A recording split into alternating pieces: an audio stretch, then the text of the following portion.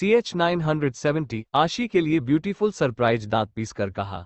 आज तो बस छोटा सा मजाक था, मेरे भरोसे का। सोचिए जिंदगी में कभी ऐसा हो कि मैं इन पर यकीन कर अपने बच्चों और पूरे परिवार की जिम्मेदारी इन्हें सौंप दूं।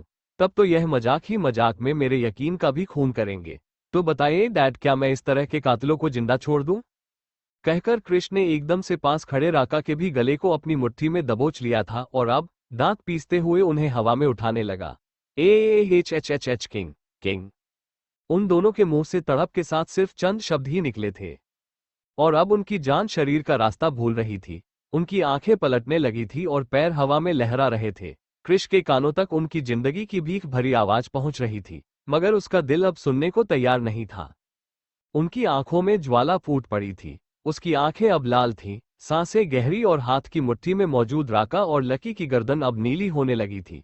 तो वही उन दोनों की हालत देख समर और रॉकी की हालत खराब हो रही थी। उनके माथे से पसीना बह रहा था और दिल जोरों से धड़क रहा था। वो कृष को रोकना चाहते थे लेकिन हिम्मत जवाब दे चुकी थी। उन्हें तो लग ही चुका था कि अब उन्हें राका और लकी की लाशें ही मिलेगी, जब अचानक ही साइको, एक बर्फ जैसी ठंडी मगर आवाज में बेनतहा मिश्रीली आवाज हवा को चीरती हुई आई और कृष के कानों के जरिए उसके दिल में उतर गई। कृष का दिल, जो कि अब तक किसी को सुनने को तैयार न था, अचानक इस आवाज पर एक पल को ठिठका। लेकिन शायद अब भी उसके गुस्से में कोई कमी न थी जब अचानक ही आशी, जो अभी अभी एक बड़ी सर्जरी से गुजरी थी, अपने पेट पर हाथ रखे उसे तरफ ही आ रही थी, जिसे महसूस करते ही कृष ने अपनी ठंडी और लगभग दहाड़ती आवाज में कहा, फायरफ्लाई अंदर जाओ। नहीं, मेरी बात सुनो। नहीं, आशी ने थकी मगर सधी हुई नरमी से जवाब दिया। पेट पर हाथ रखे, दर्द को छुपाती हुई वो धीरे धीरे उसकी ओर बढ़ रही थी। हर कदम पर कृष के तन में एक सनसनी दौड़ रही थी। ना चाहते हुए भी उसका दिमाग भटक रहा था। आशी की फिक्र में कृष के हाथों की पकड़ राका और लकी के गले से ढीली पड़ने लगी थी, लेकिन उसकी पकड़ अब भी मौत जैसी थी। उसने एक बार फिर अपनी मुट्ठी मजबूत की और उनकी गर्दन तेजी से दबाई। दांत पीसते हुए अपनी ज्वालामुखी जैसी खोलती आंखों से उन दोनों को घूरते हुए बोला, फायरफ्लाई, मैंने कहा अंदर जाओ। सुनाई नहीं देता तुम्हें? सुनाई देता है क्योंकि तुम्हारी तरह बहरी नहीं हूं। साइको, छोड़ो उन लोगों को। आशी अब कृष से सिर्फ चंद कदम दूर थी, लेकिन उसके शब्द जैसे ही कृष तक पहुंचे, कृष की पकड़ एक बार फिर लकी और राका के गले पर मजबूत हुई। हाँ, बिल्कुल नहीं, मैं इन्हें जिंदा नहीं छोड़ूंगा, इन्हें मरना होगा। कृष की आवाज अब भी लोहे जैसी थी, सख्त, साफ और अंतिम। मानो वह फैसला ले चुका था, वो इन्हें सचमुच मारकर रहेगा। और उसका यह फैसला सुनते ही जहां लकी और राका के दिल में जिंदगी की एक उम्मीद आई थी, शायद उनकी क्वीन उन्हें बचा ले, वो एक बार फिर खत्म होने लगी थी। तो वही राहुल का दिल जोरों से धड़कने लगा था। वो उम्मीद भरी नजरों से परेशान होकर आशी की तरफ देख रहे थे, लेकिन मुंह से आवाज निकालने की हिम्मत न थी। आखिर कृष भी एक बाप था, वो उसकी तड़प कैसे न समझते। बच्चों से जुड़ी कोई भी बात माँ बाप के दिल पर क्या असर छोड़ती है, वो अच्छे से जानते थे। आशी ने एक बार फिर कहा, साइको, तुम्हें सुनाई नहीं दिया? छोड़ो उन्हें, वह मर जाएंगे। मारना ही चाहता हूं। कृष गुर्राया, मेरी बात नहीं मानोगे? आशी की आंखें अब नम होने लगी थीं। हर बात मानता हूं लेकिन यह नहीं। कृष ने दांत पीछे थे। सजा देने की और भी तरीके होते हैं। आशी की आवाज में घबराहट थी। लेकिन मुझे मंजूर नहीं, इनका फैसला हो चुका है, जो अब नहीं बदलने वाला। इन्होंने मेरे बच्चों को। कृष के शब्द अधूरे थे लेकिन वह दांत पीस चुका था। एक बार फिर अपनी पकड़ राका लकी दोनों के गले पर मजबूत की थी, जब आशी के कांपते हाथों ने कृष के कंधे को छुआ। क्या मेरी बात भी नहीं मानोगे? फिर तो इसका मतलब यही हुआ ना कि तुम्हारे लिए मेरा कहा भी कोई मायने नहीं रखता। बस यही एक स्पर्श, मानो आशी ने तूफानों को थाम लिया था। कृष के दिल में एक तेज टीज मची और हाथ की मांसपेशियां थरथराने लगी। उसकी सांसें भारी हो गईं। उसके होठों से सिर्फ एक लफ्ज निकला, फायरफ्लाई। कृष ने अपनी गुस्से भरी नजरों को आशी की तरफ घुमाया तो उसकी नीली खतरनाक आंखों में बेनतहा गुस्सा देख आशी ने कांपती आवाज में कहा, मेरा फैसला है, उन्हें छोड़ दो। तो क्या मेरी बात से ऊपर कोई सजा है? अगर हाँ तो बेशक इन्हें मार दो, लेकिन फिर यह मत कहना कि मेरी फायरफ्लाई मेरी क्वीन है। आशी की आवाज कांप रही थी, लेकिन हर शब्द सीधे कृष की रगों में उतर रहा था। कृष का जी स्मज ज्यों एक पल के लिए जम गया, लेकिन गुस्सा अब भी धधक रहा था। आशी अब बिना कुछ कहे चुपचाप खामोशी से वहां से जाने लगी, जब अचानक ही धड़ाम की आवाज उस हॉल में गूंज चुकी थी। राका और लकी दोनों जमीन पर गिरे, बेजान से पर जिंदा, और इस बात का एहसास होते ही आशी की होठों पर एक प्यारी सी मुस्कान आ गई, जब कृष के गरजते हुए शब्द बिजली की तेजी से हाल में एक बार फिर कौंधे। ले जाओ इन्हें, और अगर जिंदा बच जाए तो कहना कि दोबारा मुझे अपनी शक्ल ना दिखाएं, वरना इस बार फैसला सिर्फ किंग का होगा। कहकर क्रिश, जो कि आशी की पीठ को घूर रहा था, एकदम से उसे अपनी बाहों में उठाकर दांत पीसते हुए उसे वहां से ले जाते हुए बोला, मना किया था ना बाहर निकलने से, लगता है मेरी सॉफ्टनेस तुम्हें बर्दाश्त नहीं हो रही फायरफ्लाई। क्रिश की आवाज में गुस्सा था, जिसे महसूस कर आशी ने भी बिना किसी एक्सप्रेशन का, हर वो चीज जो हद से बढ़ने लगे, मुझे तुम्हारा कुछ भी बर्दाश्त नहीं होता साइको, फिर चाहे वह तुम्हारा गुस्सा हो, प्यार, जुनून, सन्ना या पागलपन। आशी के शब्द सुन क्रिश उसे घूरने लगा, लेकिन बिना कुछ बोले तेजी से कमरे की तरफ बढ़ गया। तो वही समर, रॉकी और राहुल फ्लो पर पड़े हुए जान राका और लकी को देखते हुए जल्दी से उनकी नब्ज चेक करते हैं, जो बहुत ही धीमी हो चुकी थी। राहुल ने घबराते हुए कहा, ओ माय गॉड, इन्हें जल्दी अस्पताल ले चलो। कुछ घंटे बाद जहां एक तरफ अस्पताल में याना करो रोकर बुरा हाल हो रहा था, वो अपने छोटे से बेटे राणा को बाहों में लिए हुए राका के लिए फिक्रमंद थी। नताशा उसे संभालने की कोशिश कर रही थी, रॉकी और समर भी वहीं मौजूद थे। डॉक्टर ने राका और लकी को बचा लिया था, लेकिन शायद उन्हें कुछ दिन हॉस्पिटल में रहने की जरूरत पड़ने वाली थी।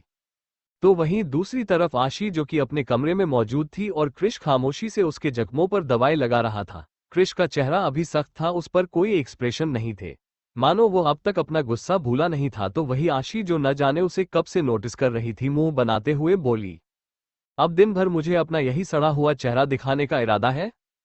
तो क्या तुम्हारे लिए प्लास्टिक सर्जरी करवा लूं? क्रिश ने भी तनकर जवाब दिया था, तो उसका जवाब सुन आशी की छोटी हो गई थी। प्लास्टिक सर्जरी से चेहरा बदलते हैं साइको, एटीट्यूड नहीं। और मुझे तुम्हारा एटीट्यूड पसंद नहीं है, अगर इसे बदलने की कोई सर्जरी है तो बेशक करवा लो। आशी का जवाब सुन क्रिश उसे घूरने लगा, लेकिन फिर खामोशी से आशी के स्टिचेस पर मेडिसिन अप्लाई करते हुए बोला, और मेरी किन किन चीजों से प्रॉब्लम है तुम्हें जरा ये भी बता दो, मैं भी तो जानूं मेरी फायरफ्लाई को और क्या क्या खटकता है। तुम्हारा गुस्सा और हर बात पर ओवर रिएक्ट करना, साइको मुझे तुम्हारा कुछ भी समझ नहीं आता। खुद को मेरे प्यारे प्यारे बच्चों से जलन हो रही है, तो वह ठीक है, वो इतने कमजोर हैं, नन्हे मुन्ने से हैं, फिर भी उनका दूध छुड़वाना चाहते हो, उन्हें उनकी माँ से अलग करना चाहते हो, फिर ठीक है, लेकिन बाहर के लोगों ने दो शब्द इससे पहले आशी आगे कुछ कहती, कृष्ण ने एकदम से उसके कंधे पकड़ अपने करीब करते हुए कहा, दो शब्द एच एच एच एच, तुम्हें वो सिर्फ दो शब्द नजर आ रहे हैं, उसके पीछे छुपी हुई मेंटालिटी नहीं। फायरफ्लाई, जो बात तुम्हारी समझ से बाहर हो वहां अपना दिमाग नहीं लगाना चाहिए। किन के बच्चे हैं वह? मेरे बच्चे हैं। आज सिर्फ दो लोगों की हिम्मत हुई उन्हें दो शब्द कहने की, और अगर ऐसे में मैं उन्हें जिंदा जाने दूं, तो वह दिन दूर नहीं जब उन दो लोगों की गिनती हजारों में होगी और शब्दों की गिनती लाखों में, जो मैं बर्दाश्त नहीं करूंगा। That I can't tolerate. Krishna ने अपने एक एक शब्द पर जोर देते हुए कहा, तुम्हें इन चीजों से फर्क नहीं पड़ता, लेकिन मुझे पड़ता है। और रही बात मेरी कि मुझे अपने बच्चों से जलन है या मैं उन्हें उनकी मां से अलग करना चाहता हूं, तो कान खोल कर सुन लो।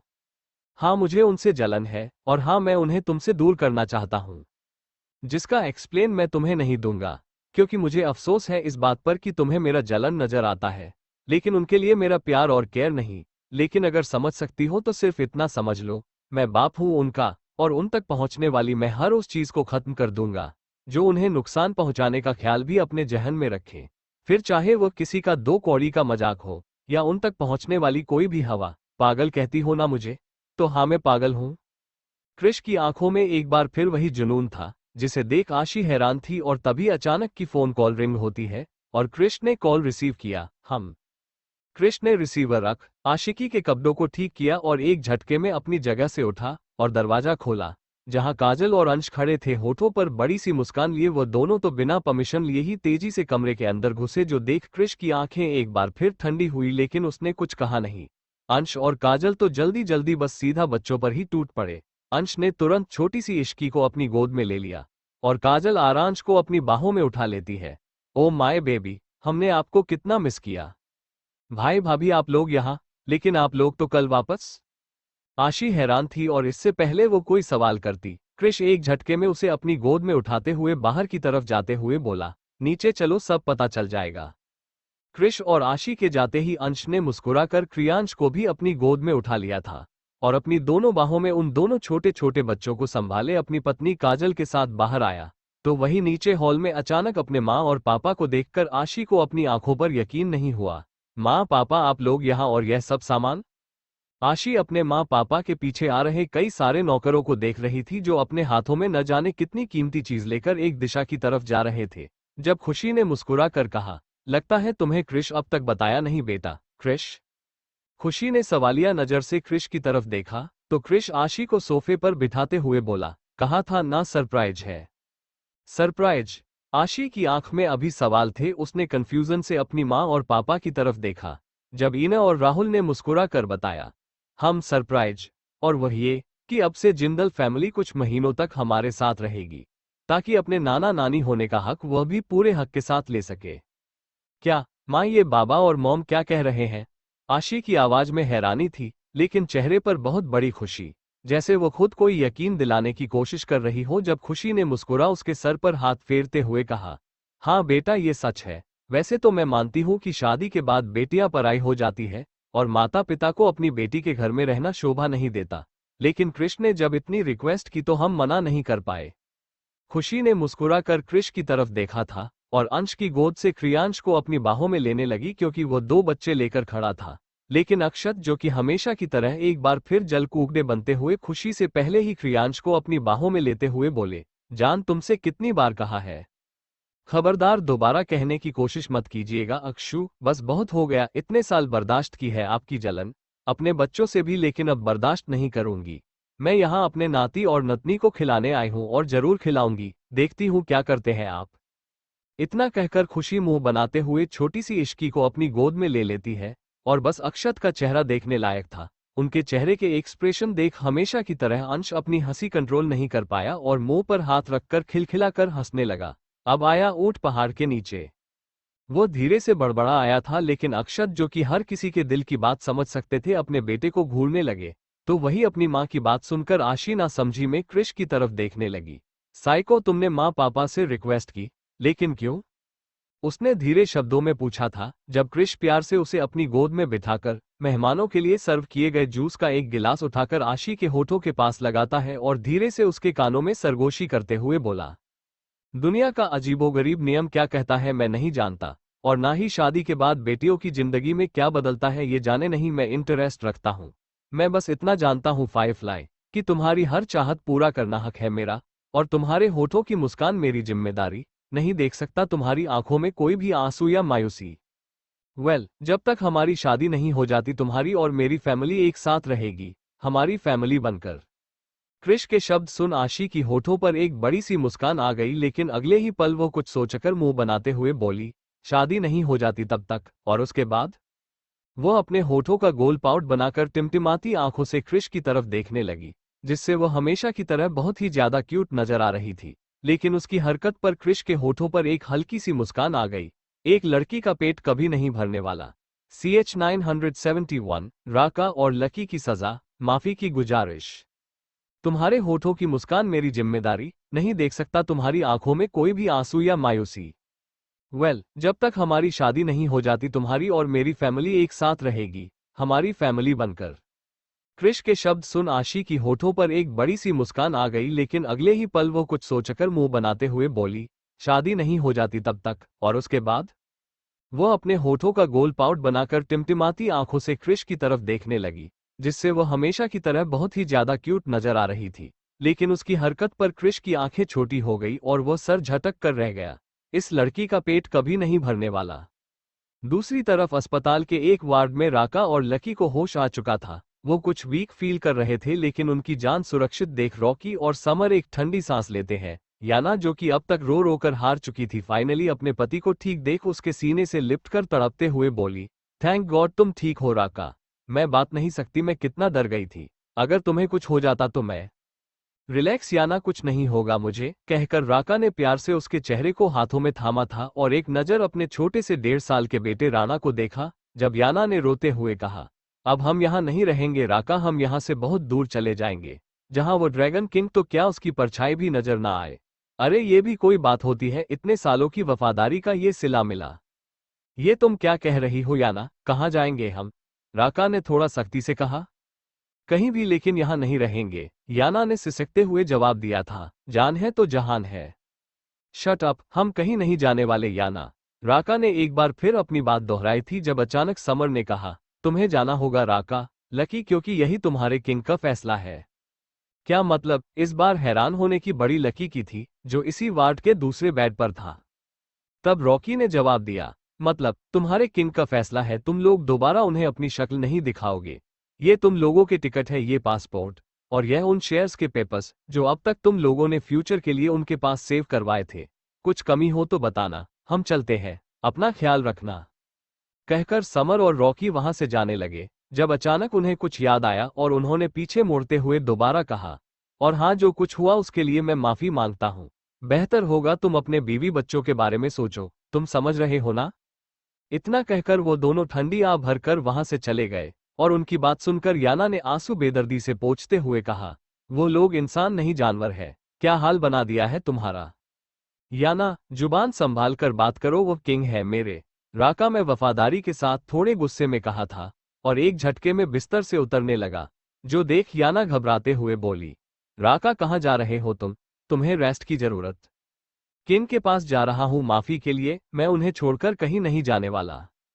राका, मैं भी चलूंगा। ये शब्द लकी के थे, जो ड्रिप की इंजेक्शन अपने हाथों से खींच तेजी से बेड से उतरने लगा था, और उन दोनों की बातें सुन याना बुरी तरह घबराए।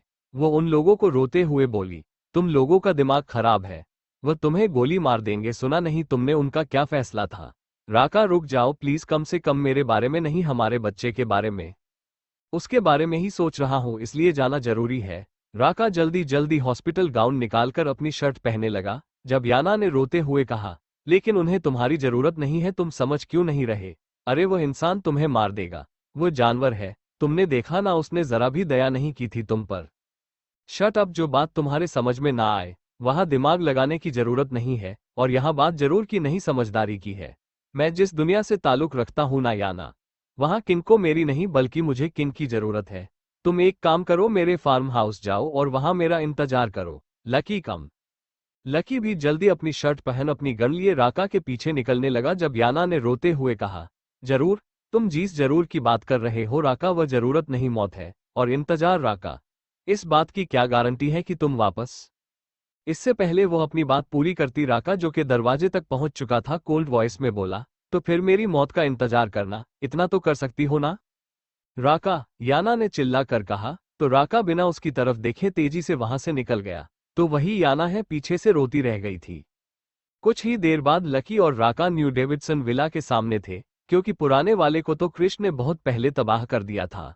राका और लकी जैसे ही एंट्रेंस के अंदर होने वाले थे, सिक्योरिटी ने हड़बड़ाकर उन्हें रोकते हुए कहा, सॉरी बॉस, लेकिन आप लोग अंदर नहीं जा सकते।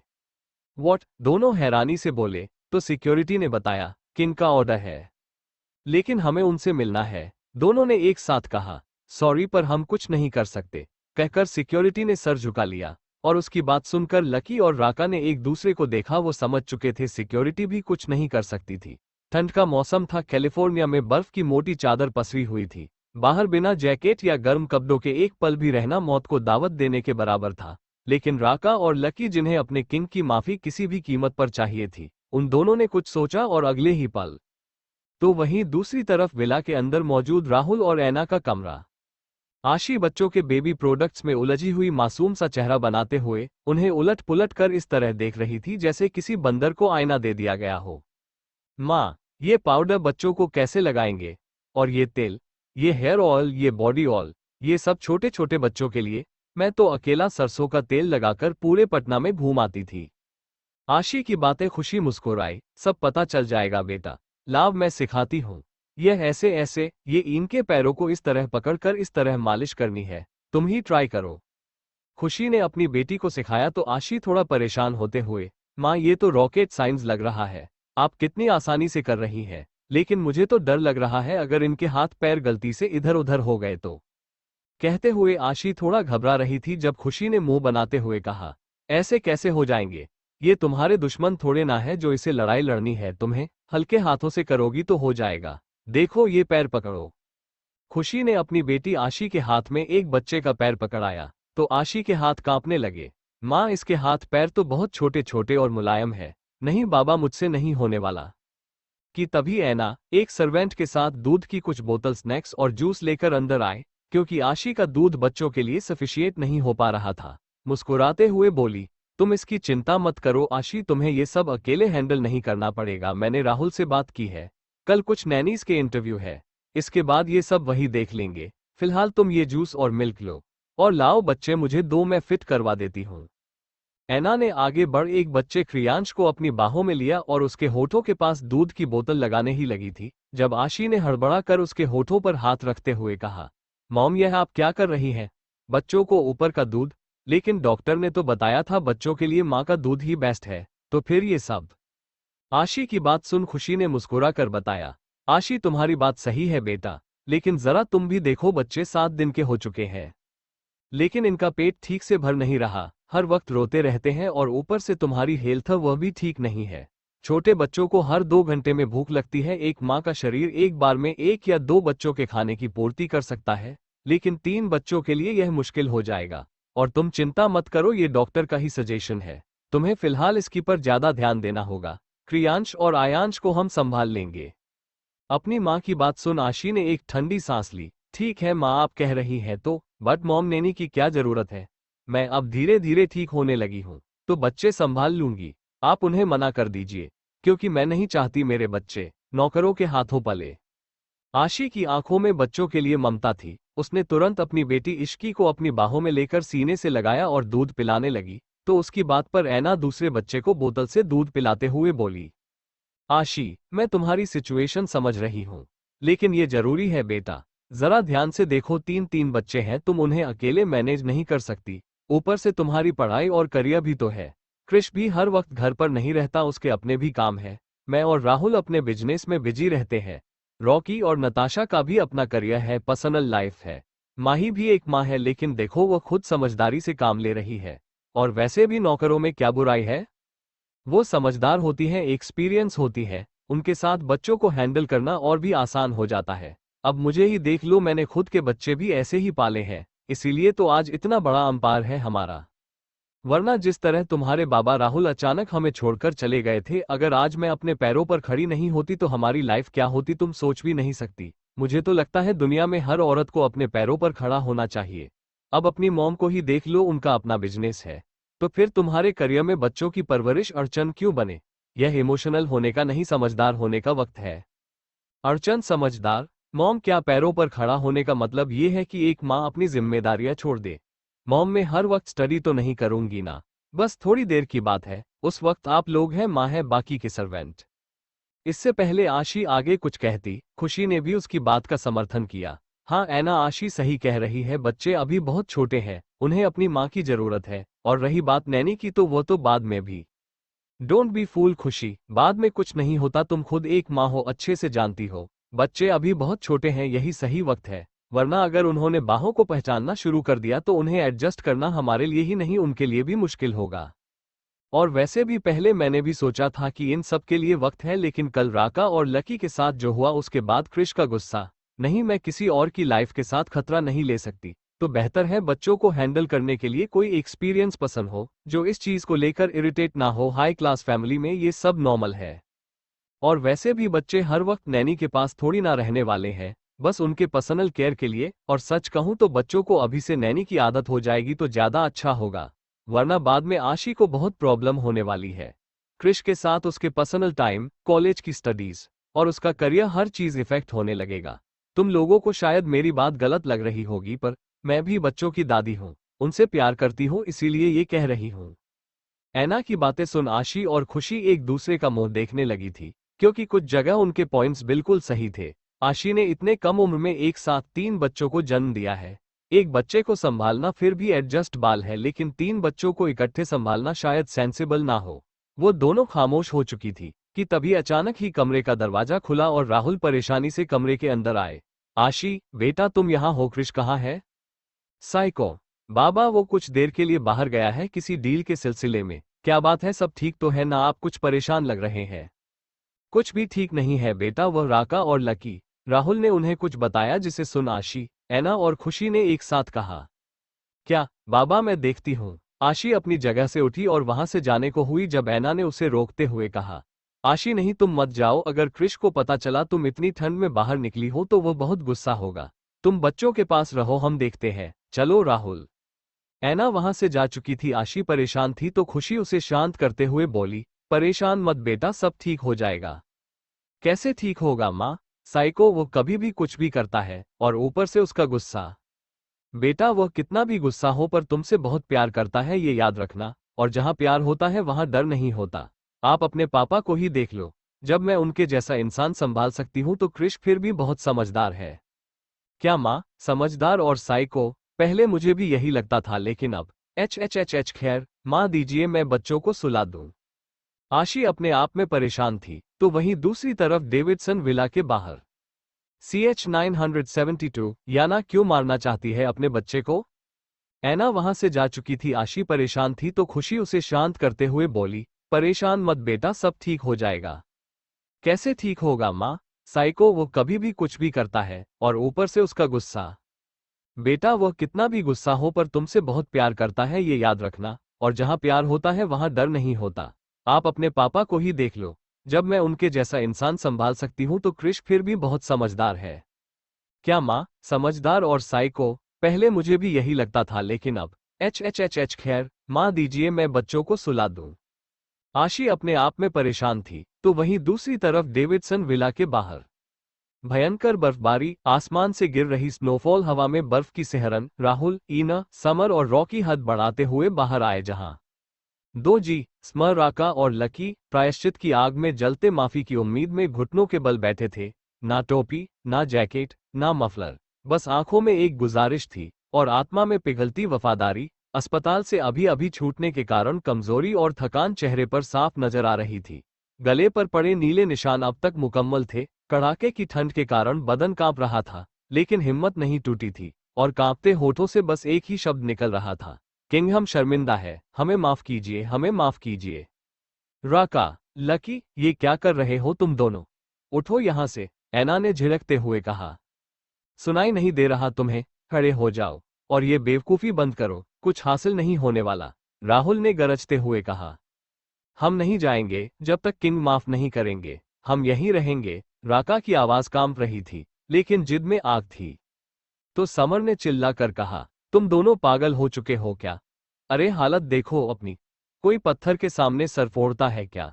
मर जाओगे बेवकूफों, बहुत ठंड है, बेहतर है यहां से चले जाओ। ये दरवाजे तुम्हारे लिए नहीं खुल सकते क्योंकि यहाँ का रास्ता तुम्हारे लिए बंद हो चुका है। समर ने लकी का हाथ पकड़ना चाहा, लेकिन लकी हिला नहीं तो रॉकी ने भी कहा, हाँ रखा, अपनी बीवी बच्चों के बारे में सोचो। शुक्र है अभी क्रिश यहाँ नहीं है, प्लीज उसके यहाँ आने से पहले चले जाओ, इसी में तुम्हारी भलाई है। वरना वरना वरना वो हमें मार देंगे, यही ना? तो ठीक है, मर जाने दो। लकी की आंखें झुकी थीं, लेकिन आवाज में डेडिकेशन थी। और राका का चेहरा उस इंसान की तरह था जिसने जिंदगी में खुद से नजरें मिलाना छोड़ दिया हो।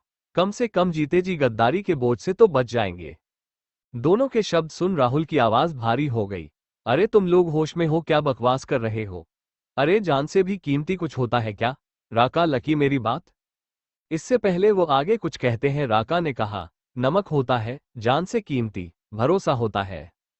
लकी ने शर्मिंदगी से अपनी नजर उठाकर उन लोगों की तरफ देखते हुए कहा, लेकिन हमने जाने अनजाने दोनों के साथ गद्दारी की है। हमने उसका यकीन तोड़ा है, जिसने हमें सब कुछ दिया, हमारा नाम, पहचान, रुतबा, और उससे भी ज्यादा। कभी मर रहे थे उस वक्त जिंदगी, हमारे रगों में बहते हुए हर एक खून का कतरा उनका कर्जदार है। और हमने क्या किया? उस कर्ज का मजाक उड़ाया।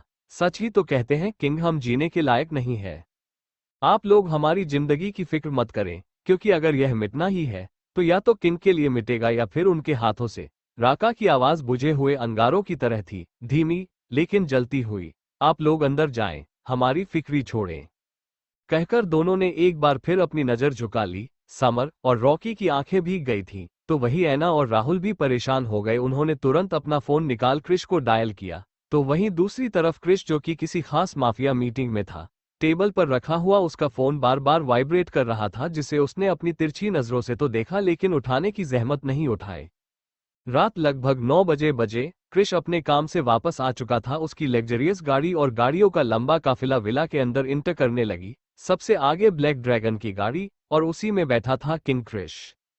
क्रिश की नजर दरवाजे के बाहर घुटनों पर बैठे उन दोनों पर गई, लेकिन वह अपनी आंखों पर गॉगल्स सेट करते हुए नजर इस तरह फेर लेता है जैसे उसने उन्हें देखा ही नहीं। तो वही लकी और राका उम्मीद भरी नजरों से अपने किंग को देख रहे थे। दिन भर बाहर बैठे रहने से उनकी हालत तो पहले ही खराब हो चुकी थी, लेकिन अपने किंग को कोई रिएक्ट ना करते हुए देख उनका चेहरा मायूस हो गया था। हिम्मत जवाब देने लगी थी, लेकिन वो अब भी वहां से हिलने को तैयार नहीं थे। उसने बिना कुछ कहे विला में कदम रख दिया। हॉल में ऐना, राहुल, समर, रॉकी और बाकी फैमिली मेंबर पहले से मौजूद थे और शायद क्रिश का इंतजार कर रहे थे। क्रिश को देखते ही उन लोगों ने कुछ कहना ही चाहा था जब क्रिश की एक्सप्रेशन लेस ठंडी आवाज उनके कानों में गूंजी। डोंट, मेरा फैसला नहीं बदलने वाला।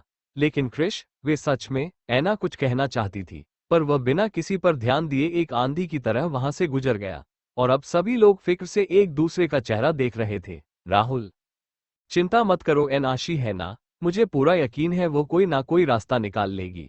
राहुल ने अपनी पत्नी को हिम्मत दी। तो वहीं दूसरी तरफ कमरे में आशी, जो कि अपने छोटे छोटे बच्चों के साथ खेल रही थी, दरवाजे पर दस्तक महसूस कर उसने सामने देखा।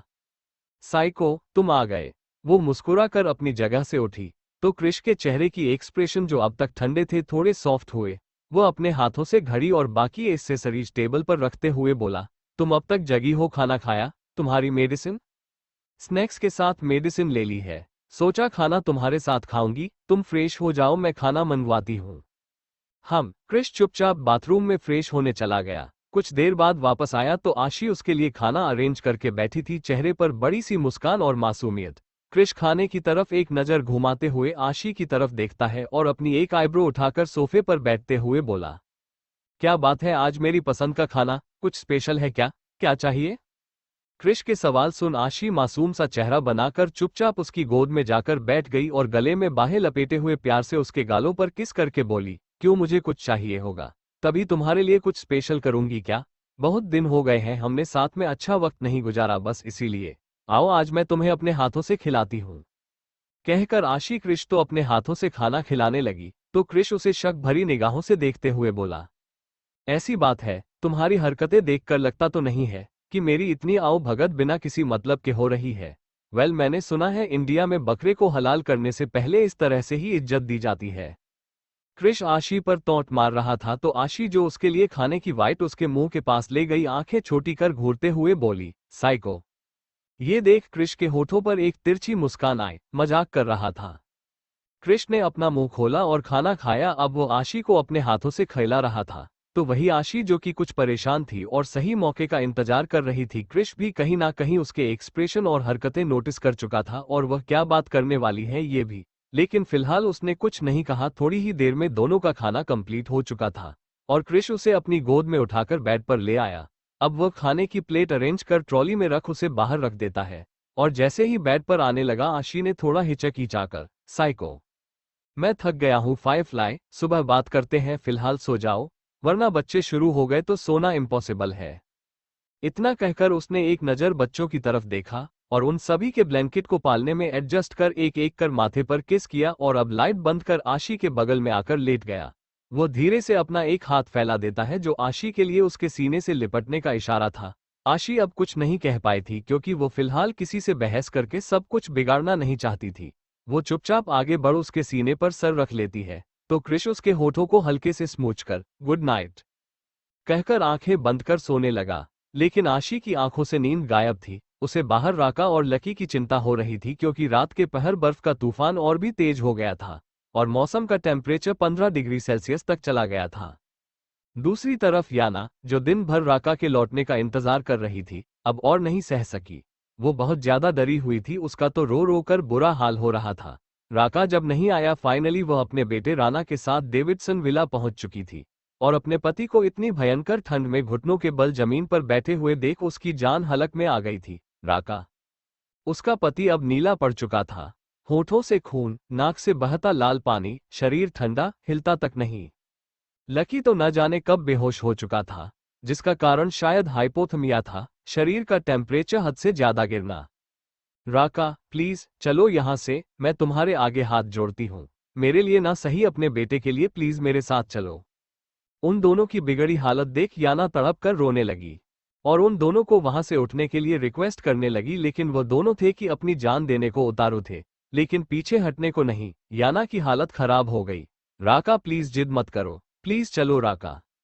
नहीं, मैं यहाँ से कहीं नहीं जाऊंगा, तुम जाओ।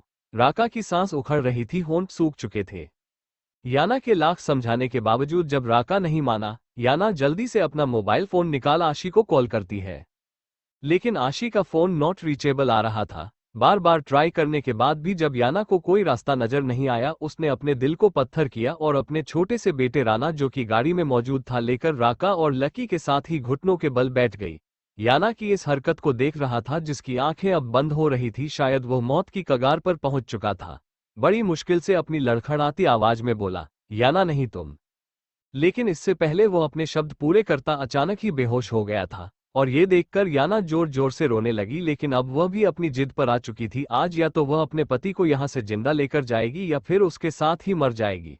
तो वही अब याना को उसके बच्चे के साथ भयंकर ठंड में देख रॉकी और समर, जो कि राहुल के कहने पर लकी और राका को एक बार फिर समझाने आए थे, पूरी तरह हैरान रह गए। उन्होंने जल्दी से राहुल को फोन कर इसकी इन्फॉर्मेशन दी, तो अब राहुल बेचैन हो उठे। बस बहुत हो गया क्रिश, तुम्हें अपना फैसला बदलना होगा, कहकर वो क्रिश और आशी के कमरे की तरफ चल पड़े। कुछ नहीं देर में क्रिश और आशी के दरवाजे पर दस्तक हुई। क्रिश, आशी जल्दी दरवाजा खोलो। दरवाजा नॉक होने पर आशी, जो कि अब तक जगी हुई थी, एक नजर क्रिश को देख दरवाजा खोलने को उठी ही थी कि क्रिश ने उसे रोका। कहाँ जा रही हो? दरवाजा खोलने कोई नॉक कर रहा है, शायद बाबा। कहीं जाने की जरूरत नहीं है, सो जाओ। क्रिश ने आशी का हाथ पकड़ा कि तभी दरवाजा एक बार फिर नॉक हुआ और आशी उसकी बात को इग्नोर कर दरवाजा खोलने के लिए बढ़ते हुए बोली, बच्चे सोए हैं, जाग जाएंगे तो पूरा कर घर पर उठा लेंगे, और इमरजेंसी भी हो सकती है, मुझे देखने दो। फायरफ्लाई, मैंने कहा। इससे पहले क्रिश आगे कुछ कहता आशी ने दरवाजा खोल दिया था। बाबा आप। आशी, बहुत बड़ी प्रॉब्लम हो गई है। क्रिश कहाँ है? राहुल आशी को इग्नोर कर तुरंत कमरे में घुसे और क्रिश की तरफ देखते हुए बोले, क्रिश मेरे साथ चलो अभी। कहाँ? क्रिश ने कोल्ड वॉइस में पूछा। उसके चेहरे पर कोई रिएक्शन नहीं थे, लेकिन राहुल गुस्से से भड़कते हुए बोले, तुम अच्छे से जानते हो, बाहर चलो राका और लकी। इससे पहले वो आगे कुछ कहते क्रिश ने बिना किसी एक्सप्रेशन कहा, आई डोंट केयर, मैंने उन्हें अपना फैसला सुना दिया है, तो बेहतर होगा उन्हें जाने के लिए कहे। फायरफ्लाई, दरवाजा बंद करो, बहुत रात हो गई है। क्रिश एक बार फिर बिस्तर पर लेटने लगा। जब राहुल ने घबराते हुए कहा, अगर वो लोग मेरी बात मानते तो मैं तुम्हारे पास नहीं आता, क्योंकि मैं अच्छे से जानता हूं तुम पत्थर हो, लेकिन वो बच्चा इंसान है, तुम्हारे बच्चों की तरह सॉफ्ट है। वो लड़की जो बाहर रो रही है, तड़प रही है अपने प्यार के लिए, वो तुम्हारी ही बीवी की तरह किसी की जिंदगी है, किसी की बेटी है। राजा और लकी के लिए नहीं, कम से कम उसकी बीवी और बच्चों के लिए तो चलो। तुम्हें उन्हें जितनी सजा देनी थी दे चुके हो क्रिश, लेकिन अब। इससे पहले राहुल आगे कुछ कहते क्रिश की आंखों में हैरानी थी, तो वही आशी भी घबराकर बोली, क्या आप क्या कह रहे हैं बाबा? कौन बीवी, कौन बच्चा? गु गु गुड्डा, बाबा राना? हाँ आशी, तुम्हारा गुड्डा। राका और लकी बेहोश हो चुके हैं, जिंदगी और मौत के बीच झूल रहे हैं, और अब याना जिद कर अपने छोटे से बच्चे को लेकर बाहर इतनी बर्फ में घुटनों के बल बैठी है और हिलने को तैयार नहीं है। हमें जल्दी उसे रोकना होगा, इससे पहले कि।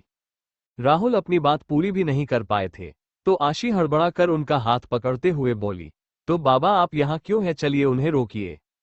वो बिना क्रिश की तरफ देखे तेजी से बाहर भागी थी, तो वही क्रिश उसकी फिक्र में एकदम से चिल्ला पड़ा, फायरफ्लाई स्टॉप, बाहर ठंड है।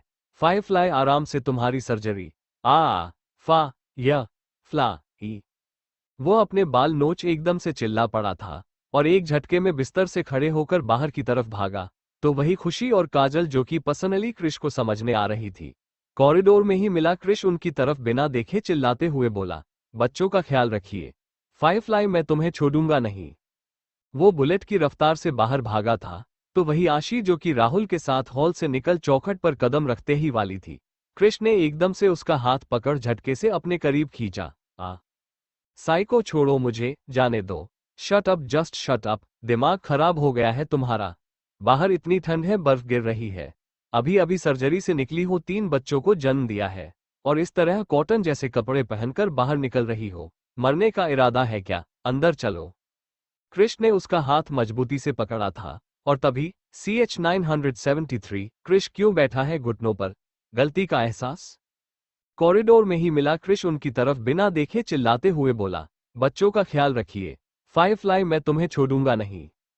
वो बुलेट की रफ्तार से बाहर भागा था, तो वही आशी, जो कि राहुल के साथ हॉल से निकल चौखट पर कदम रखते ही वाली थी। कृष ने एकदम से उसका हाथ पकड़ झटके से अपने करीब खींचा। साइको छोड़ो मुझे, जाने दो। Shut up, just shut up, दिमाग खराब हो गया है तुम्हारा। बाहर इतनी ठंड है, बर्फ गिर रही है। अभी अभी सर्जरी से निकली हो, 3 बच्चों को जन्म दिया है, और इस तरह कॉटन जैसे कपड़े पहनकर बाहर निकल रही हो। मरने का इरादा है क्या? अंदर चलो। कृष ने उसका हाथ मजबूती से पकड़ा था, और तभी आशी ने पूरा जोर लगाकर अपना हाथ छुड़ाया और फुल गुस्से में उस पर चिल्लाए। साइको, बस करो। क्या तुम सिर्फ लोगों पर चीखना, चिल्लाना और गुस्सा करना जानते हो? क्या हर रिश्ते को अपनी जिद के नीचे कुचल दोगे? क्रिश, जो कि खुद बहुत गुस्से में था, लेकिन आशी का इस तरह चिल्लाना, वह हैरान था। यह उसकी वही छुई मुई फायरफ्लाई थी, जो उसकी आंखें दिखा देने से ही शांत हो जाती थी, उसकी बाहों में सिमटती थी, लेकिन आज उसकी आंखों में ज्वालामुखी धधक रहा था। आशी ने कहा, अपनी बीवी को ठंड लगेगी यह नजर आ रहा है। बच्चों से किसी ने मजाक किया तो तकलीफ में आ गए। तो वहां वो औरत और वो बच्चा, जिसकी जिंदगी तुम्हारी वजह से खतरे में आ रही है, उसका क्या? हाँ, क्या उनके अंदर जिंदगी नहीं है? उन्हें दर्द नहीं होता, तकलीफ नहीं होती? तुम्हारा गुस्सा गुस्सा क्योंकि तुम ड्रैगन किंग हो, कुछ भी कर सकते हो। पावर है तो जो मन में आएगा वह करोगे। तुम्हें क्या लगता है सिर्फ तुम दर्द महसूस करते हो? सिर्फ तुम्हें गुस्सा आता है? नहीं साइको, गुस्सा और दर्द हर किसी को महसूस होता है, पर सिर्फ इतना है कि वो लोग दूसरों की जिंदगी की परवाह करते हैं जो तुम नहीं करते। तुम्हें पता है साइको, उस वक्त जब मैं तुम्हें पागलों की तरह चिल्लाते देखती हूँ, मेरा दिल डर से कांप जाता है, लेकिन फिर भी चुप रहती हूँ, क्योंकि जानती हूँ तुम मुझे प्यार करते हो। लेकिन आज चुप नहीं रहूंगी, क्योंकि आज तुम्हारी ये सनक, ये डोमिनेशन, पजेसिवनेस और पागलपन हमारे अपने लोगों को ही तकलीफ पहुंचा रही है। वो लोग जो बाहर है साइको, वो तुम्हारे दुश्मन नहीं है बल्कि अपने हैं। क्या तुम्हें एहसास है इस बात का कि एक इंसान की एक पूरी जिंदगी गुजर जाती है किसी एक वफादार की तलाश में, लेकिन तुम्हें वह मिले हैं, पर अफसोस तुम्हें उसकी कद्र नहीं है। क्या गलती है उन लोगों की? एक छोटी सी बेवकूफ़ी हो गई, यही ना? अरे तो उन्होंने माफी तो मांगी थी ना, प्रायश्चित कर रहे हैं उसका। सिर्फ वही नहीं बल्कि उनके बीवी और बच्चे भी। प्लीज इतने पत्थर दिल मत बनो साइको, कि एक दिन जिंदगी में इतने आगे बढ़ जो कि जब पीछे पलट कर देखो तो तुम्हारा अपना कोई दूर दूर तक नजर ना आए। तुम्हें क्या लगता है तुम्हारे साथ छोड़ देने से वह जी नहीं पाएंगे या उन्हें कहीं और नौकरी नहीं मिलेगी? अरे पागल आदमी, दुनिया में ना तो नौकरों की कमी है और ना ही नौकरियों की। वो बहुत मिल जाएंगे तुम्हें, लेकिन एक ऐसा इंसान जो तुम्हारा दाया हाथ हो, जो तुम्हें अपना मालिक नहीं बल्कि राजा माने, भाई से भी ज्यादा लगाव हो तुमसे, वो नहीं मिलेंगे। तुम कहते हो तुमने उन्हें जाने का रास्ता दिया है, लेकिन फिर भी वो तुम्हारी तरफ लौट कर आ रहे हैं। जानते हो क्यों? क्योंकि वफादार है तुम्हारे। वो तुम्हारी सजा से नहीं, तुम्हारी बेरुखी से मर रहे हैं। साइको, तुम्हें भले इसकी परवाह नहीं, लेकिन मुझे है, और इसीलिए मैं जाऊंगी, छोड़ो मुझे। कहकर आशी खुद को छुड़ाने लगी, लेकिन उसकी बातों पर कृष्ण ने अपनी मुठियां भींच ली। उसकी आंखों में एक अजीब जंग चल रही थी, गुस्सा, बच्चों की फिक्र, पजेसिवनेस, और अब आशी की बातें। फायरफ्लाई, मेरी दुनिया में माफी नहीं है। उन्होंने जो किया है उसके बदले मैंने जिंदगी दी है। इसके बावजूद अगर वो मरना चाहते हैं तो मैं कुछ नहीं कर सकता। तुम्हारी दुनिया में माफी नहीं है साइको, लेकिन दिल में तो है, या वह भी तुम्हारी दुनिया की तरह काला है। ब्लैक ड्रैगन, तुम जानते हो चूल्हे की आग और ज्वालामुखी में क्या फर्क है? तो सुनो। ज्वालामुखी सिर्फ जलाना जानता है, यूजलेस है वो, क्योंकि उसके पास पावर तो है लेकिन कंट्रोल नहीं। कंट्रोल कितना जरूरी है ये तुम्हें चूल्हे की आग से सीखना होगा। जो शांत रहती है तो जिंदगी देती है, लोगों की भूख मिटाती है और पूजी जाती है, वो भी प्रचंड रूप लेती है, लेकिन सिर्फ तब जब लोग उसे हल्के में लेकर उसके साथ खेलने लगते हैं। कल तक मुझे गलतफहमी थी कि तुम भी उसी चूल्हे की आग हो, जो काली दुनिया में पूजा के लायक है, लेकिन नहीं साइको, तुम मेरी गलतफहमी दूर कर रहे हो, क्योंकि तुम तो मुझे उस बेवकूफ लकड़हारे की तरह नजर आ रहे हो, जो उसी डाली को काट रहा है जिस पर वह बैठा है। ज्वालामुखी मत बनो साइको, अपना ही घर मत जलाओ। राका और लकी तुम्हारा हाथ है, अपने ही हाथ को काटकर अपाहिज मत बनो, वरना तुम में और विवान खन्ना में कोई फर्क नहीं रहेगा। तुमने देखी थी ना उसकी तबाही, क्या बचा उसके पास? कुछ भी नहीं साइको, और अगर तुम्हारी यही हरकतें रही ना तो वह दिन दूर नहीं जब तुम भी उसी जगह पर खड़े रहोगे, जहां तुम्हारी शंका तुम्हारे अपने ही जलाएंगे। हर जगह दिमाग लगाना जरूरी नहीं है साइको, कभी कभी इस पत्थर दिल का भी इस्तेमाल करो। कहते हुए आशी, जिसकी आंखों में आंसू आ चुके थे, कृष के सीने पर पंच करने लगी और रोते हुए उसके सीने से लिपट गई। उन्हें बचा लो साइको, उन्हें बचा लो, वरना जिंदगी भर पछताते रहोगे। आशी फूटकर रो रही थी और उसकी बातें सुनकर राहुल, ऐना, खुशी और अक्षत भी बोल पड़े। हाँ क्रिश ऐसे बिल्कुल सही कह रही है। कभी कभी गुस्से में हम लोग ऐसे फैसले ले लेते हैं जहां इससे पहले वो लोग आगे कुछ कहते। क्रिश जो कि खामोश था, उसकी सांसें तेज थीं, चेहरे की नसें तन चुकी थीं।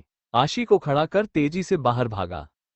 रका कुछ घंटों बाद स्पेशलाइज्ड प्राइवेट हॉस्पिटल राका और लकी आईसीयू में एडमिट। क्रिश सामने आईसीयू की कांच की दीवार के पार देख रहा था, जहां राका ऑक्सीजन मास्क के साथ बेसुध पड़ा था और लकी को इव ड्रिप पर रखा गया था। क्रिश बार बार अपने होठों के पास हाथ रख उसे मल रहा था, बेचैनी में इधर उधर घूम रहा था और बार बार खतरनाक नीली निगाहें से तेजी से इधर उधर दौड़ते हुए डॉक्टरों को देखकर चिल्ला रहा था। और कितना वक्त लगेगा? जल्द से जल्द उन्हें होश में लेकर आओ वरना आग लगा दूंगा पूरे अस्पताल को, सुन रहे हो तुम लोग? वो जोर से दहाड़ा और उसकी बेताबी देख सभी डॉक्टर के माथे से बुरी तरह पसीना बह रहा था और वह काम पर रहे थे। आसमान की तरफ देखा, बस अपनी जान की भीख मांग रहे थे कि तभी क्रिश के कंधे पर कोई मजबूत हाथ पड़े। शांत हो जाओ क्रिश, कुछ नहीं होगा उन्हें। ये शब्द सुनते ही क्रिश एकदम से पीछे खड़े शख्स के सीने से लिपट गया और लगभग भरी हुई आवाज में बोला, यह मैंने क्या कर दिया डैड? मैं कैसे भूल गया वह राका है। मेरा असिस्टेंट नहीं, मेरा भाई, मेरा दाया हाथ, मेरी ताकत। मुझसे बहुत बड़ी गलती हो गई डैड। फायरफ्लाई ने बिल्कुल ठीक कहा था। मैं सचमुच ड्रैगन हूँ, ज्वालामुखी हूँ, मैं अपने ही लोगों को जला रहा हूँ। लेकिन डैड उस वक्त में कुछ समझ ही नहीं पाया। लेकिन अब यह याना और उसका बच्चा कैसा है? चिंता मत करो। कमरे से निकलते ही आशी ने फोन पर ऑर्डर देकर याना को जबरदस्ती बेहोश कर उसके बच्चे के साथ कमरे में भिजवा दिया था। वेल मुझे खुशी है, तुम ना सही लेकिन मेरी बहू बहुत समझदार है। राहुल की बात सुन कृष्ण ने एक ठंडी सांस ली कि तभी याना भी अपना बच्चा लिए तेजी से भागते हुए अस्पताल में आए। राका, राका, राका, कैसा है मेरा राका? कहाँ है वह? वो बुरी तरह घबराई हुई थी और क्रिश की मॉम ऐना नताशा के साथ मिलकर उसे संभाल रही थी कि तभी डॉक्टर बाहर आए और एक चैन की सांस लेकर मुस्कुराते हुए बोले, मुबारक हो, वो लोग खतरे से बाहर है। कुछ ही देर में उन्हें होश आ जाएगा, फिर आप लोग उनसे मिल सकते हैं। ओह थैंक गॉड, सभी लोगों ने ठंडी सांस ली। कुछ देर बाद कमरे का दरवाजा और मशीनों की बीप बीप की आवाज के बीच राका और लकी ऑक्सीजन मास्क लगाए लेते हुए थे। उनकी आंखों के सामने अब भी काफी कुछ धुंधला था और सांस बहुत धीमी, लेकिन दरवाजा खोलने की आवाज से ही तिरछी नजर दरवाजे पर गई, जहां से क्रिश हल्के कदमों से अंदर आया। चेहरे पर कुछ परेशानी और शायद शर्मिंदगी भी, बावजूद इसके उसने चेहरे के एक्सप्रेशन थोड़े सख्त किए। जल्दी ठीक हो जाओ, बहुत काम बाकी है। इस तरह बेड पर रेस्ट करने की कीमत नहीं देता मैं। क्रिश के शब्दों को सुनते ही राका और लकी, जिनका बेड एक दूसरे के बिल्कुल आमने सामने था, कंफ्यूजन से एक दूसरे को देखने लगे। और अब राका ने हल्के से अपना ऑक्सीजन मास्क हटाते हुए पूछा, किंग, इसका मतलब आपने हमें? किंग नहीं क्रिश बेवकूफ, भूल गया अकेले हैं हम लोग। अकेले? राका ने एक बार फिर लकी की तरफ देखा पर कुछ कह नहीं पाया जब क्रिश एकदम से तड़प कर उसके सीने से लिपट गया और भरी हुई आवाज में बोला, I am sorry, I am sorry, मुझसे गलती हो गई, प्लीज माफ कर दे यार। क्रिश इमोशनल हो रहा था और उसकी बात सुनते ही लकी, जो कि बहुत हैरान था क्योंकि उसे मालूम ही नहीं था कि राका अकेले में क्रिश का दोस्त था, उसने तो आज पहली बार अपने किंग को फैमिली के अलावा भी किसी से सॉरी कहते हुए सुना था। ये तो उसके लिए बिल्कुल शॉकिंग था कि तभी राका ने शर्मिंदगी से कहा, किंग प्लीज मुझे माफ, देखिए मुझे मालूम है हम लोगों। शट अप, क्या किंग किंग लगा रखा है? कह रहा हूं ना किंग नहीं क्रिश, एक बार कहने पर सुनाई नहीं देता। अब अगर दोबारा किंग कहा ना तो मुंह तोड़ दूंगा तेरा। और माफी तो मुझे तुझसे मांगनी चाहिए, मैंने ही ज्यादा ओवर रिएक्ट कर दिया था। आई एम सॉरी यार, बोलना तूने मुझे माफ कर दिया ना। देख अगर तू चाहे तो तू मुझे थप्पड़ मार सकता है या फिर तेरी तरह घुटनों पर बैठकर माफी मांगू। कहकर क्रिश घुटनों पर बैठते ही वाला था जब राका ने एकदम से हाथ बढ़ाकर उसे रोका।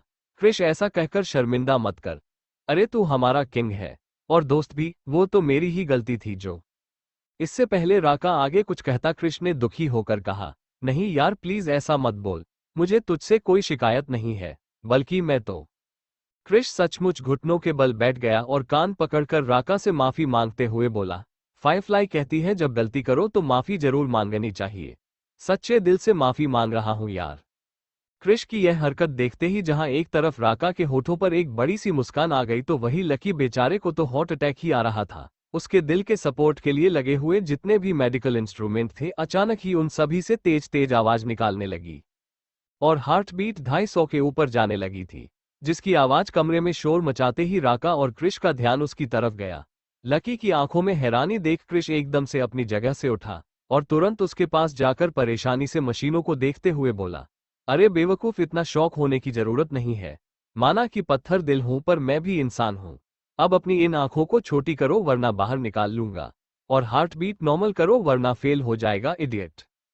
क्रिश के डांटने पर लकी की आंखें नॉर्मल हुई और लगभग 10 मिनट बाद उसका दिल इस बात पर यकीन कर रहा था कि वो जो नजर देख रहा है वो सच है। कुछ पल बाद वो बड़ी हिम्मत कर बोला, किंग मुझे भी माफ। एक शर्त पर, यहाँ जो कुछ भी हुआ किसी को मत बताना, वरना फालतू इज्जत का फालूदा हो जाएगा। और हाँ, अगर गलती से भी तुम्हारी जुबान फिसली तो। नहीं नहीं मम्मा, मैं किसी को नहीं बताऊंगा, सच्ची। लकी ने तुरंत गले पर हाथ रख लिया था जब अचानक ही दरवाजे की तरफ से कुछ आवाज जोर से गूंजी, हम भी किसी को नहीं बताएंगे, सच्ची।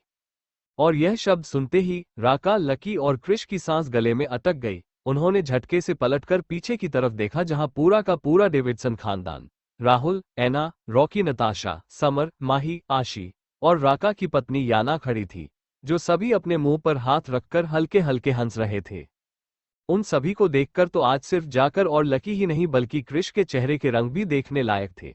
जब अंश ने धीरे से समर के कान के पास जाकर कहा, अब आया ऊंट पहाड़ के नीचे, तो अंश की बात पर आशी के साथ साथ पूरी फैमिली वाले एक साथ बोले, हाँ, अब आया ड्रैगन चूल्हे में। बस इतना सुनना था कि क्रिश ने अपना माथा पीट लिया, क्योंकि उसके इज्जत का फालूदा तो हो चुका था। कुछ देर बाद आशी, जो कि एक कोने में खड़ी थी और क्रिश उसके पूरे चेहरे को तेजी से चूम रहा था, वो तो उसे सांस भी लेने का मौका नहीं दे रहा था। साइको, साइको, छोड़ो ना, साइको, प्लीज, कोई देख लेगा, ये हॉस्पिटल है। देख लेगा तो देख लेने दो, अपनी बीवी के साथ रोमांस कर रहा हूं, किसी को क्या प्रॉब्लम होगी। हम प्रॉब्लम कुछ नहीं होगी, लेकिन क्या बात है, बहुत खुश नजर आ रहे हो। खुशी की बात तो है ही ना, मेरी क्यूट से बीवी इतनी समझदार जो है, मुझे तो पता ही नहीं था। हम पता कैसे होगा, तुम्हारे पास गुस्सा करने से वक्त ही कहाँ है। और वैसे भी समझदार तो मुझे होना ही पड़ेगा, क्योंकि आजकल मेरे साइको ने मेरी जगह जो ले ली है, बुद्धू होने का। कहकर आशी ने होठों का गोलपाउट बना लिया और उसकी बात पर क्रिश की आंखें हैरानी से बड़ी हो गई। क्या कहा, जरा फिर से कहो, मैं बुद्धू, फायरफ्लाई तुम। कहकर क्रिश ने गुस्से से घोरा तो आशी घबराकर अपना चेहरा छुपाते हुए, सॉरी, मेरा वो कहने का मतलब। इससे पहले वो आगे कुछ कहती, क्रिश अचानक जोर जोर से हंसने लगा और उसके चेहरे पर एक बार फिर से किस करते हुए बोला, बुद्धू नहीं, साइको, साइको, सिर्फ तुम्हारा साइको। ओ अम्मा, ओ अम्मा। क्रिश आशी को एकदम से अपनी गोद में ब्राइडल स्टाइल में उठा लेता है और तेजी से हॉस्पिटल से बाहर जाते हुए बोला, जल्दी चलो, जल्दी। अरे लेकिन कहाँ? आशी ने हड़बड़ाते हुए उसके गले में अपनी बाहें डाली। रोमांस करने, और कहा, देख रहा हूं जब से बच्चे आए हैं मुझ पर ध्यान ही नहीं दे रही, अब बोलो कहाँ भागोगी। कहकर वह आशी को गाड़ी के पास लेकर आया जब सिक्योरिटी ने तुरंत गाड़ी का दरवाजा खोला और क्रिश उसे लिए गाड़ी में बैठकर पार्टीशन बटन ऑन करते हुए बोला, स्ट्रेप। वॉट यहाँ? लेकिन साइको, CH 974, आशी का नोटी अंदाज, बुढ़ा मिल गया। क्रिश अचानक जोर जोर से हंसने लगा और उसके चेहरे पर एक बार फिर से किस करते हुए बोला, बुद्धू नहीं, साइको, साइको, सिर्फ तुम्हारा साइको। ओ अम्मा, ओ अम्मा। क्रिश आशी को एकदम से अपनी गोद में ब्राइडल स्टाइल में उठा लेता है और तेजी से हॉस्पिटल से बाहर जाते हुए बोला, जल्दी चलो, जल्दी। अरे लेकिन कहाँ? आशी ने हड़बड़ाते हुए उसके गले में अपनी बाहें डाली। रोमांस करने, और कहा, देख रहा हूं जब से बच्चे आए हैं मुझ पर ध्यान ही नहीं दे रही, अब बोलो कहाँ भागोगी। कहकर वह आशी को गाड़ी के पास लेकर आया जब सिक्योरिटी ने तुरंत गाड़ी का दरवाजा खोला और क्रिश उसे लिए गाड़ी में बैठकर पार्टीशन बटन ऑन करते हुए बोला, स्ट्रेप। वॉट यहाँ? लेकिन साइको, क्रिश ने उसकी कमर पकड़ अपने करीब किया और आंखों में देखते हुए मदहोशी से बोला, बस अब कुछ नहीं, जानती हो ना, तुमसे 5 मिनट की दूरी थी, मुझसे बर्दाश्त नहीं होती और हफ्तों से कर रहा हूं, कुछ तो अपने साइको का भी ख्याल करो। कहकर क्रिश उसके होठों की तरफ झुकने लगा तो आशी, जो कि शर्म से लाल हो रही थी, अपने निचले होठों को काटते तुरंत उसके होठों पर उंगली रख बोली, साइको का ख्याल तो है, पर शायद साइको को अपने ड्रैगनेंस का ख्याल नहीं है। साइको, रोमांस तो घर चलकर भी कर सकते हैं ना, पक्का मना नहीं करूंगी, लेकिन अभी मुझे चिंता हो रही है। आशी ने बहुत मासूम चेहरा बनाकर कहा था, जब उसकी बात पर क्रिश, जो कि अब पूरी तरह रोमांटिक मूड में था, एकदम से मुंह बनाते हुए डिस्टेंस मेंटेन कर बोला, तुम कभी नहीं सुधरोगी। अब तो वो गुस्से से गाड़ी से बाहर निकल ड्राइवर के हाथ से चाबी छीन लेता है और उसे बाहर निकलने का इशारा करता है। उसका इशारा समझते ही ड्राइवर जल्दी से गाड़ी से बाहर निकला तो क्रिश खुद ड्राइविंग सीट संभालने लगा और ये देख आशी उसका गुस्सा समझ मुस्कुराते हुए खुद भी गाड़ी से बाहर निकाल आगे की पैसेंजर सीट पर जा बैठी। तुम, क्रिश ने नाक फुलाकर चेहरा दूसरी तरफ किया और गाड़ी स्टार्ट करने ही वाला था जब आशी बिना अपनी सीट बेल्ट लगाए दोनों हाथ ऊपर की तरफ फैलाकर अंगड़ाई लेने लगी, जैसे मानो उसे इशारा कर रही हो कि मेरी भी सीट बेल्ट लगाओ। और ये देख क्रिश की आंखें छोटी हो गई, लेकिन अब उसने आशी से कुछ नहीं कहा और जल्दी से उसकी सीट बेल्ट लगाई। इस दौरान उन दोनों का चेहरा एक दूसरे के बहुत करीब था और सांस एक दूसरे में घुल रही थी। आशी क्रिश के होठों की तरफ देखते हुए धीरे से झुकी तो क्रिश मुंह बनाकर उससे दूर हुआ और आशी की किस हवा में ही रह गई, उसका मुंह बन गया। लेकिन क्रिश उसे इग्नोर कर अपना फोन निकाल किसी को मैसेज सेंड करता है और अब गाड़ी स्टार्ट कर ड्राइव करने लगा। तो वही आशी आगे की तरफ झुक गाड़ी में मौजूद म्यूजिक सिस्टम पर कोहनी टिकाकर हथेली पर अपना सर रख क्रिश के चेहरे को देखने लगी और अगले ही पल उसे कुछ शरारत सूझी। वह आंखें रोल करते हुए मासूम सा चेहरा बनाकर बोली, उफ, बहुत लंबा रास्ता है, बोर बोर सा लग रहा है, गाना प्ले कर लेती हूँ। कहकर उसने रिकॉर्डर में हिंदी गाना प्ले किया तो गाना बजने लगा। तेरे रेने ने ओ एक चतुर नार करके श्रृंगार, एक चतुर नार करके श्रृंगार। अब वह भी टेप रिकॉर्डर के साथ ऊंचे सुर में लगाकर गाना गाने लगी ताकि क्रिश को इरिटेट कर सके। मेरे मन के द्वार ये घुस जात, हम मर्द जात, अरे हे। चतुर नार करके श्रृंगार बरसा ग ग ग नी नी सा, चतुर नार करके श्रृंगार। ऊधाम ऊधाम ऊधाम धाम धाम धामयो, हम ब्रूम।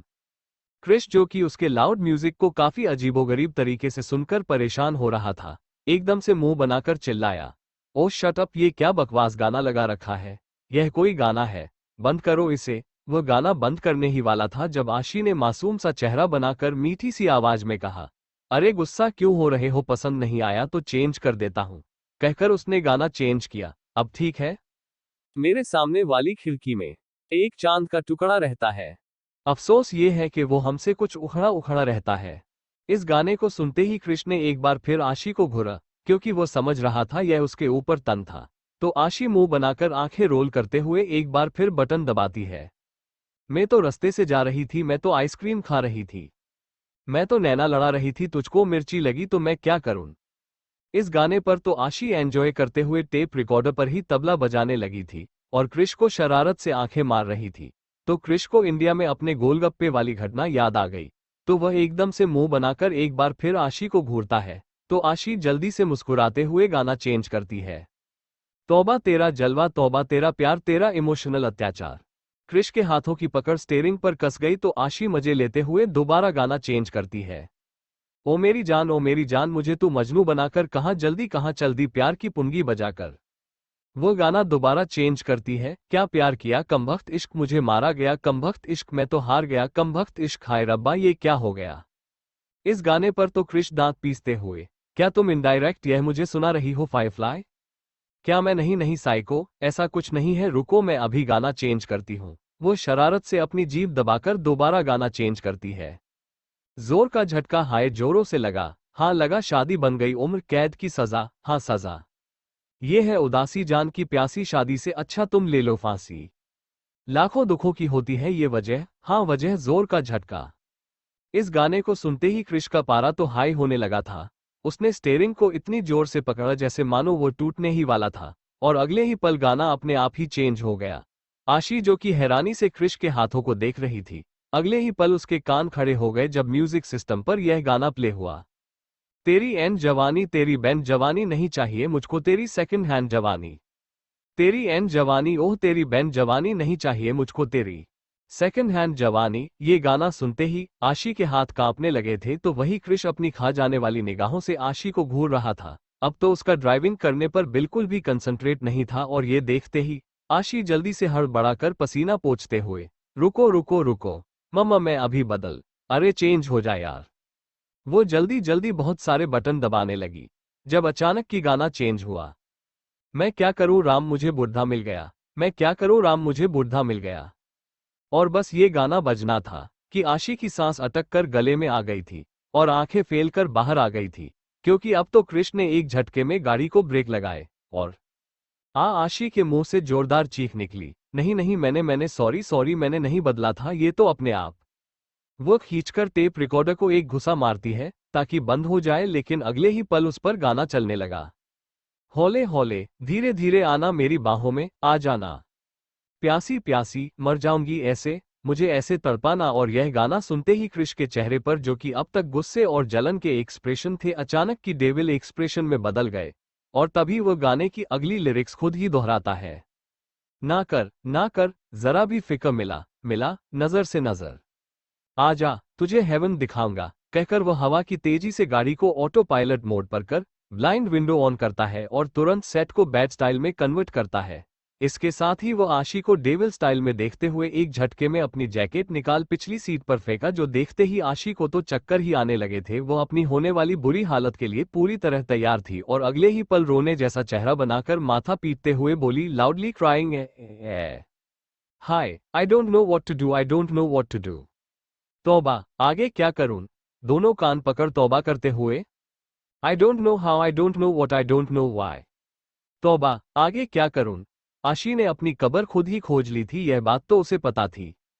साइको, सॉरी प्लीज मुझे नो सॉरी, रोका था खुद को पर तुम्हें मंजूर नहीं था और अब मुझे मंजूर नहीं है। सो जस्ट रिलैक्स, कॉपरेट करोगी तो मजा आएगा, वरना सजा बन जाएगी। और बच्चों की फिक्र मत करो, जब तक हम पहुंचेंगे उनकी फैमिली उन्हें संभालने के लिए है। फिलहाल तुम अपने पति को संभालो, because you know very well कि उसे तुम्हारे अलावा कोई और नहीं संभाल सकता। कहकर उसने मदहोशी से उसके कानों को अपने होठों में भरा था, तो वही आशी की सांस अटक गई और वह लड़खड़ाते शब्दों में डरते हुए बोली, मामा मतलब? क्रिश आशी के चेहरे पर अपनी उंगलियों को चलाते हुए गालों को अपने होठों में भर तेजी से लिक करते हुए सिडिक्टिव अंदाज में बोला, मतलब तुम अच्छे से जानती हो बेबी मुझे क्या चाहिए। वैसे तुम इन कपड़ों में भी बहुत ज्यादा सेक्सी लग रही हो, लेकिन अब तुम मुझे बिना कपड़ों के चाहिए। क्रिश की बेशर्मी भरी बात सुनकर आशी का चेहरा शर्म से लाल हो रहा था। वो अपनी तिरछी नजरों से आसपास देख रही थी, लेकिन गाड़ी में काले शीशे ऑन होने के कारण उसे कुछ भी नजर नहीं आया, लेकिन सांस भारी हो रही थी। बाहर ठंडा मौसम और अंदर क्रिश के बदन की गर्मी, उसके चेहरे पर पसीना आ रहा था, क्योंकि क्रिश के हाथ अब धीरे धीरे उसके कपड़ों के अंदर जा रहे थे और बदन को सहला रहे थे। लला, लेकिन यहाँ साइको, हम लोग अभी सड़क पर। इससे पहले वह आगे कुछ कहती, क्रिश ने उसे हल्के से सीट पर लेटा कर उसके होठों को अपने होठ के कब्जे में ले लिया और उसके निचले होठों को अपने होठों से लगाकर किस करने लगता है। क्रिश के इस एक्शन से आशी की आंखें हैरानी से बड़ी हो गई, लेकिन क्रिश अपनी आंखें बंद कर उसे किस करने लगा। क्रिश आशी को किस करते हुए अपने हाथों से उसके बदन को सहला रहा था, जिससे आशी की गर्म सांसें आहों में बदल रही थी। क्रिश की छुवन में वह जादू था कि अब आशी भी खुद को ज्यादा देर तक रोक नहीं पाई और अपनी आंखें बंद कर उसका साथ देने लगी। अमेरिका की काली अंधेरी बर्फबारी ठंडी रात, सुनसान सड़क पर दूर दूर तक कोई नजर नहीं आ रहा था। यह इलाका थोड़ा जंगली सा था, लेकिन क्रिश की गाड़ी के आगे पीछे दौड़ रही सिक्योरिटी की गाड़ी और कार में मौजूद वह दोनों अकेले कार बहुत ही लग्जरियस और स्मार्ट थी, जिसमें स्पेशल सिक्योरिटी फीचर थे। इसीलिए क्रिश को ज्यादा टेंशन भी नहीं थी। अब तो वह अपनी मोहब्बत की बाहों में खोने के लिए बेताब था। आशी का ऑपरेशन हुआ था, इसीलिए वह बहुत सॉफ्ट पेश आ रहा था और उसका हर किस हर टच आशी के दिल में खलबली मचा रहा था। लगभग आधे घंटे तक एक दूसरे को पैशन के साथ किस करने के बाद क्रिश आशी को गोद में उठाकर हल्के से ऊपर की तरफ लिफ्ट करता है। इस वक्त आशी ने ग्रीन अनारकली सूट और ब्लैक जैकेट पहना था। क्रिश ने धीरे से उसके जैकेट को अलग किया तो आशी का खूबसूरत फिगर उसे टाइट सूट से काफी हद तक महसूस किया जा सकता था, जिसे देखकर क्रिश बेकाबू होने लगा था। उसने आशी के होठों को एक बार फिर अपने होठों में भरा और किस करते हुए सबसे पहले उसकी लेगिन को निकाली और फिर आशी के ऊपर हल्का सा झुक उसे किस करते हुए अपने शर्ट के बटन खोलने लगा। आशी भी उसका साथ देने लगी। आशी को किस करने के दौरान क्रिश के हाथ नीचे उसे हल्के हल्के सहलाने लगे, जो महसूस कर आशी की सांसें भारी हो रही थी। देखते ही देखते दोनों के कपड़े बदन से अलग हो चुके थे और क्रिश उसके गले और क्लीवेज पर किस करते हुए नीचे की तरफ आने लगा। उसके होंठ बहुत ही हल्की और मीठी रफ्तार में आशी के बदन को चूम रही थी। तभी अचानक आशी को महसूस हुआ क्रिश का सर अपने टारगेट तक पहुंच चुका है, जो महसूस कर आशी पूरी तरह से बेचैन हो उठी। आह साइको, अब आशी की सिसकियां तेज हो गई, जिसे सुनकर क्रिश पूरी तरह से एक्साइटेड हो चुका था। Free your moan my love, like this, yes yes, loud, don't stop, car is sound proof, yes, don't be shy, just like that. Psycho, you killing me, no no you killing me my love. Oh Krish काफी प्यार से आशी को बेचैन कर रहा था और उसका हाथ खुद को शांत करने में लगा था, क्योंकि आशी को कुछ दिन हुए थे वह दोनों अपनी लिमिट क्रॉस नहीं कर सकते थे, लेकिन बावजूद इसके वह अपने प्यार में खोए हुए थे, क्योंकि दोनों के लिए तो एक दूसरे की बाहें ही काफी थी। दोस्तों, तो कैसा लगा आपको अब तक का चैप्टर, और कैसा होगा क्रिश और आशी का रोमांस जानने के लिए बने रहिए अगले चैप्टर के लिए।